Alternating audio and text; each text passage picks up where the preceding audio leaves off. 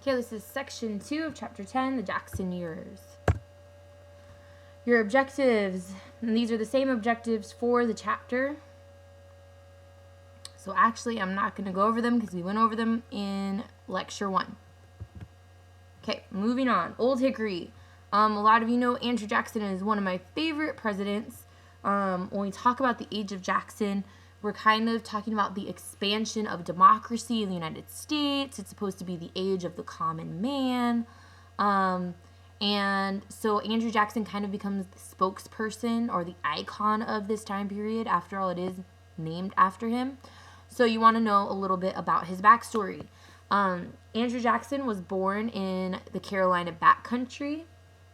And so this is an area now that's been divided between South Carolina and North Carolina. So they'll both say that he belongs to those states, you know. Tennessee will also have a claim on Andrew Jackson because he spent most of his life there.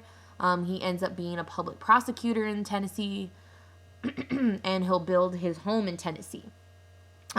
He's born to Irish Presbyterians. And remember when we talked about kind of the development of America in the pre-revolutionary period, you had a lot of Irish Presbyterians moving into the backcountry areas. We looked at like what their houses looked like, their cabins. Okay, remember we talked about a lot of them being kind of squatters on the land. They didn't have actual deeds for the land that they occupied. So you can kind of start to pick up what that culture was like. You can look at the Carolinas and see that was kind of the establishment of what we can still see today. When you look at a show like Moonshiners or I can't think of another example, but something like that where you kind of have that country culture happening. And so that's where it comes from. It's from those Scotch-Irish settlers. Anyway, so that's part of Andrew Jackson's heritage. And Andrew Jackson's kind of just, his whole life is this early American history. So he is around during the American Revolution. He serves as a messenger when he's 13 years old.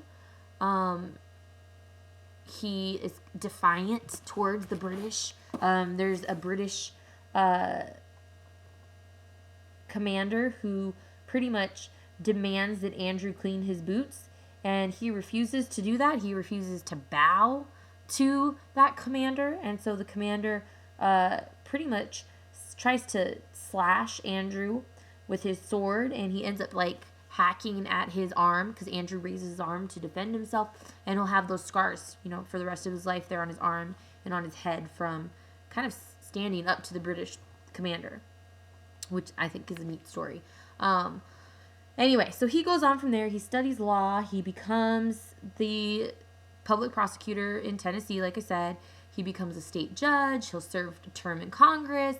And then we know about him from the War of 1812. He becomes a war hero, right? He helps win the Battle of New Orleans, even though that was after the end of the war officially. But he becomes well known for that. And he kind of gets his name because they say he's tough as Hickory. That's where he gets that nickname, Old Hickory, from. But at the same time, Andrew Jackson is also known for being very like tender, sweet with children. So he's kind of got this dual personality. There's a really good quote. Let me find it for you guys about kind of his dual nature.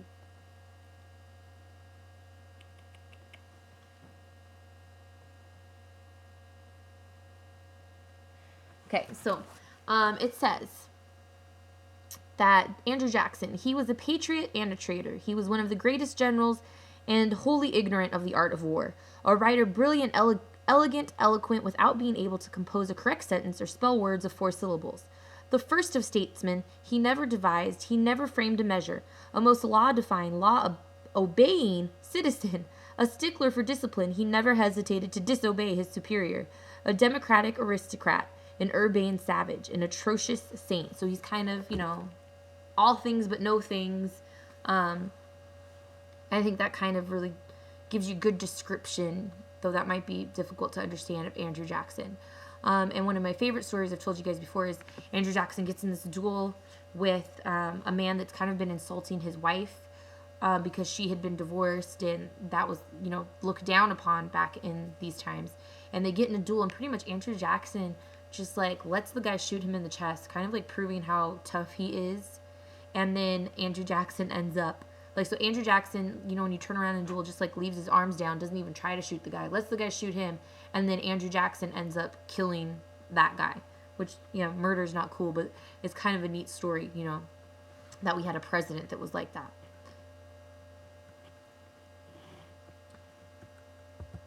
Okay, so Andrew Jackson wins the election. He becomes president. The celebration of his inauguration is huge. He actually has to like flee the White House because it becomes like a mob scene, and they kind of wreck the White House. It's a huge party. People like all over the White House lawn. The furniture is wrecked. And he has to leave because he's kind of being crushed by all of the people trying to like shake his hand and meet him. Anyway, so with his victory, he decides that when we have a change in administration, we should also have a rotation of government offices. That the same people shouldn't always be occupying these offices. And he kind of starts what we know today as the spoils system. So like when he comes into office, he's going to appoint people to these positions, and usually they're people that he's friends with or that he might owe something to. And when Andrew Jackson did this, it wasn't really that bad. He did pretty much appoint people that were qualified.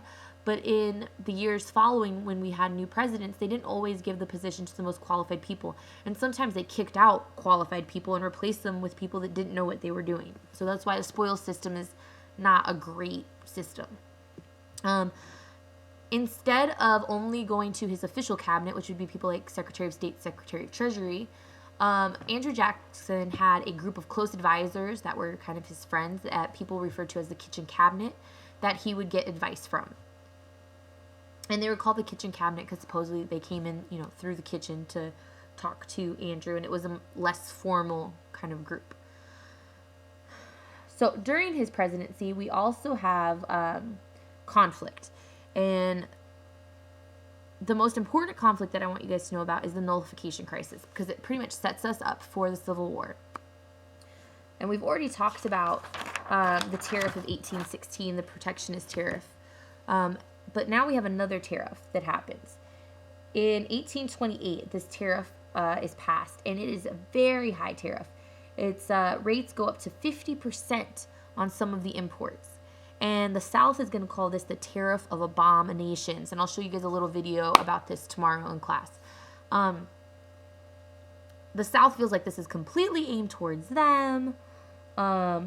They think that it's unconstitutional because this isn't a modest tariff. It's not to raise revenue, they feel like. And so they kind of look back at the Kentucky and Virginia resolutions, if you remember those when we studied them, and they say, hey, we are allowed to reject this because it is unconstitutional. We don't have to pay this tariff because it's not unconstitutional and it's within our state's rights to nullify. Okay, Andrew Jackson could not disagree with them more. And so the Force Bill is passed, and the Force Bill pretty much gives Andrew Jackson the power to use the military to enforce the tariff of abominations and to let pretty much South Carolina know that they cannot decide to just leave the Union or not abide by the laws that are set by the federal government. Okay, and it's kind of funny because South Carolina will end up, there'll be a compromise, and that's a compromise tariff of 1833. But the very last thing that happens, or right before the compromise tariff of 1833, is that South Carolina will nullify the Force Bill. So they're kind of like sticking their tongue out to the federal government and the president. There is no war, but you can definitely see the sectional tensions rising. Again, we're procrastinating, putting off these issues between us until we get to the Civil War, which will be here very shortly, in less than 60 years from Compromise Tariff of 1833 until we get to the Civil War. So it's approaching. Okay. Another issue that Andrew Jackson had was with the National Bank. He did not like the National Bank. And it's been said, though, of Jackson that he didn't even really understand the National Bank. It wasn't his area of expertise. In the summer of 1832, we have the president of the National Bank, Nicholas Biddle. He wants it to be renewed, and he's kind of pushing through this request a few years early. And Andrew Jackson really feels like that this is a plot to have Henry Clay, who is his rival, elected as president. So he kind of makes this comment, the bank is trying to kill me, but I'm going to kill the bank. So he kind of takes out his anger over this on the bank. And what ends up happening is that, and I don't know if it's in your next slide or not, Andrew Jackson's going to want the funds, the federal funds that were in the national bank, moved to the state banks. And then those will become known as pet banks, which was in your vocabulary. Okay, notable things about the election of 1832. We have the emergence of a third party. Usually third parties are not huge. They're not major parties. They'll appear for a time and they end up fading away. But they will kind of swing the election sometimes, because you can have a major party like the Democrats or the Republicans, splitting because of the third party, and so their candidate won't get as many votes. And so the other party that kind of stayed together will end up winning. So during this election, we have the Anti-Masonic Party, and they're pretty much not happy with the Freemasons. They don't like that. They don't like secret societies, and that's kind of what their platform almost is about. They oppose Catholic immigrants. They want federal funding for internal improvements, okay? And they're going to help establish two other precedents in politics. And the first is that they issue a platform, which is a written statement describing what their views are on various issues. And they hold a national convention where the state delegates get together and they nominate the party's presidential candidates. And so kind of we all know what that is now, especially we just went through an election. We know that you have the Republican National Convention and the Democratic National Convention, and that's where they will, nominate who they want to see as president from their party. Okay, so after some time, Andrew Jackson's unable to find a Secretary of the Treasury that will do what he wants. So he finally gets one, Roger B. Taney, and he takes the federal funds, like I said, from the National Bank, puts them into state banks, and those will be called pet banks because they're supposedly, Andrew Jackson's pets. That's what the enemy will say, or Andrew Jackson's rivals will say.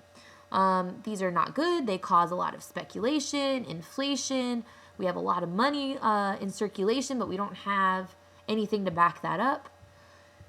So Andrew Jackson tries to solve that problem by pretty much saying that we needed to use hard money. We need to increase the circulation of hard money, so we shouldn't accept anything except gold or silver coins. This increased the bank's control over credit. It didn't really solve anything. So you couldn't use paper money to buy land.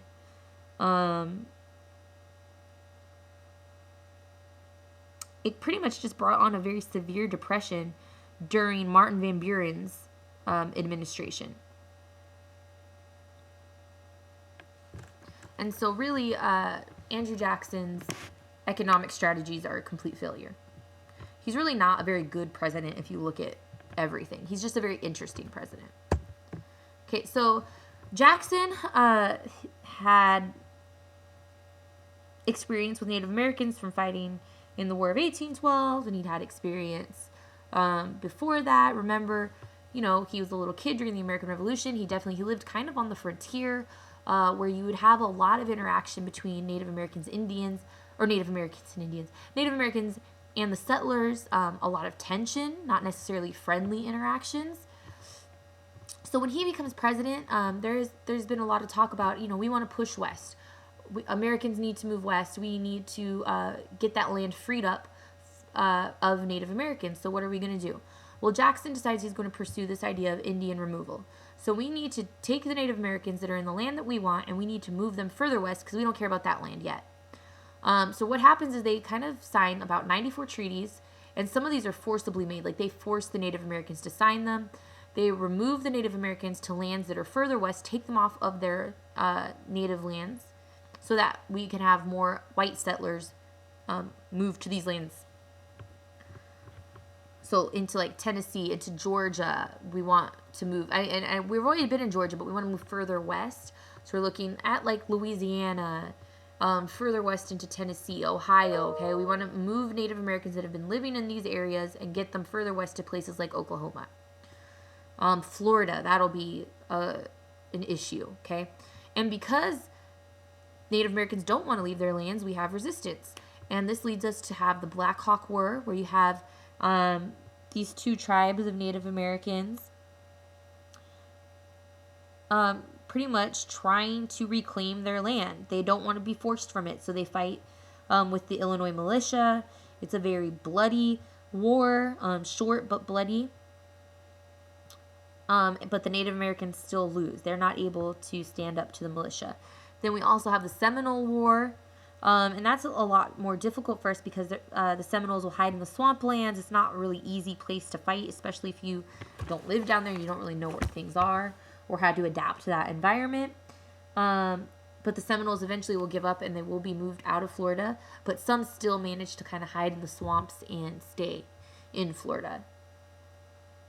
And then the Cherokees. The Cherokees kind of they're one of the 5 civilized tribes. They're one of the tribes that have adopted many of the ways of the white man. They use agriculture. Some Cherokees even own slaves.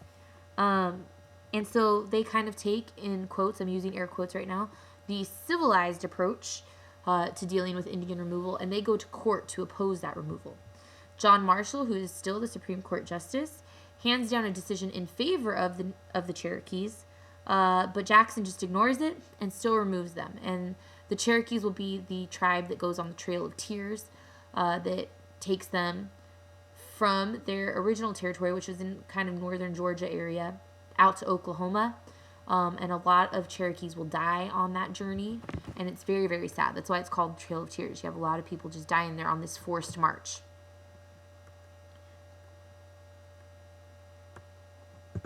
Okay, here are your paragraph strength words.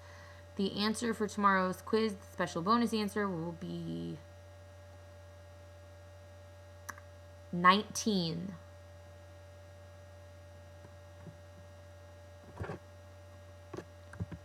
Okay, SRQ review. What were the 3 political precedents of the presidential election of 1832? We have our first third party platform, first national convention. What did President Jackson issue to slow the inflation caused by the proliferation of paper money and to restrict land expansion? 3. How did the reactions of the Seminoles and the Cherokees to Indian removal differ? What was the result for each tribe?